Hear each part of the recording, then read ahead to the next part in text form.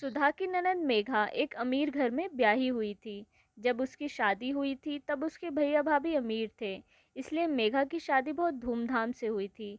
मेघा के भाई मुकेश का कारोबार अच्छा था, पर अचानक बिजनेस में घाटा हो गया। अब सुधा और मुकेश गरीबी में अपना जीवन गुजार रहे थे। मम्मी मम्मी, बुआ के घर चलो ना, मुझे समर भैया के साथ खेलना है। सुधा अक्सर मानसी को मेघा के बेटे समर के साथ खेलने के लिए ले जाती, पर मेघा को सुधा का बार बार घर आना पसंद नहीं था। भाभी, हो सके तो रोज रोज मत आया करो। वो क्या है ना, समर मानसी के साथ खेलने में लग जाता है और पढ़ाई में कम ध्यान देता है। मेरी बात का बुरा मत मानना भाभी। नहीं नहीं मेघा, भला मैं तुम्हारी बात का बुरा क्यों मानूंगी। वो तो मानसी जिद करने लगी कि उसे समर के साथ खेलना है, इसलिए मैं उसे यहाँ ले आई। चलो मानसी बेटा, घर चलते हैं, खाना बनाने का समय भी हो रहा है। मेघा अमीरी का घमंड दिखाती थी, पर सुधा उसकी बातों को दिल पर नहीं लेती थी। कुछ दिनों बाद मेघा के बेटे समर का बर्थडे आया।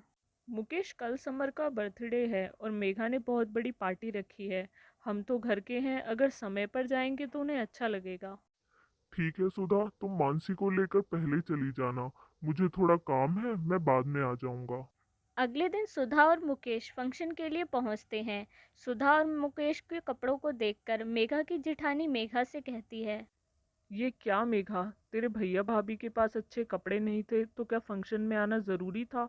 हमारी भी लोगों के आगे इज्जत है, क्या सोचेंगे सब। अपनी जिठानी की बात सुनकर मेघा गुस्से से अपनी भाभी के पास जाकर बोलती है, अगर भाभी आपके पास अच्छी साड़ी नहीं थी तो मुझसे ही कह देती। ऐसे बनकर मेरे फंक्शन में आने की क्या ज़रूरत थी।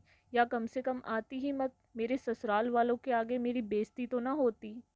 सुधा को मेघा की बातों का बहुत बुरा लगता है, पर वो उससे कुछ नहीं कहती और मुकेश के पास जाकर बोलती है, मुकेश, मेरी तबीयत अचानक खराब हो रही है, चलो घर चलते हैं। पर अचानक क्या हुआ सुधा? अभी तो तुम बिल्कुल ठीक थी। और अभी केक कटिंग भी नहीं हुई, अभी चले जाएंगे तो मेघा को बुरा लगेगा। नहीं मुकेश, मुझसे खड़ा नहीं हुआ जा रहा, और मेघा को कहेंगे तो वो समझ जाएगी। ठीक है, चलो चलते हैं।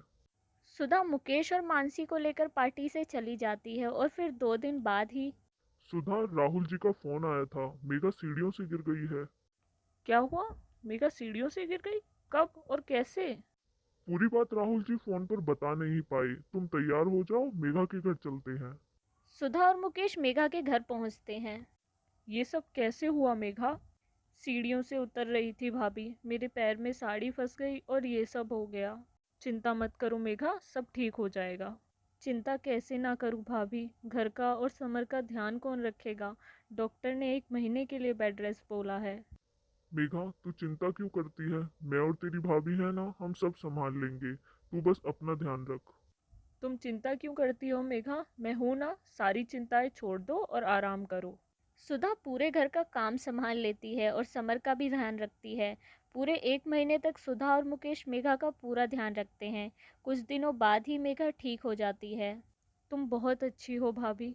मेरी परेशानी के वक्त में मेरा घर और सारी जिम्मेदारियां आपने और भैया ने कितने अच्छे से निभाई। मेरी जिठानी और ससुराल वालों ने तो एक बार आकर पूछा तक नहीं। ससुराल की अमीरी के घमंड में मैं आप दोनों का कीमती प्यार खो रही थी।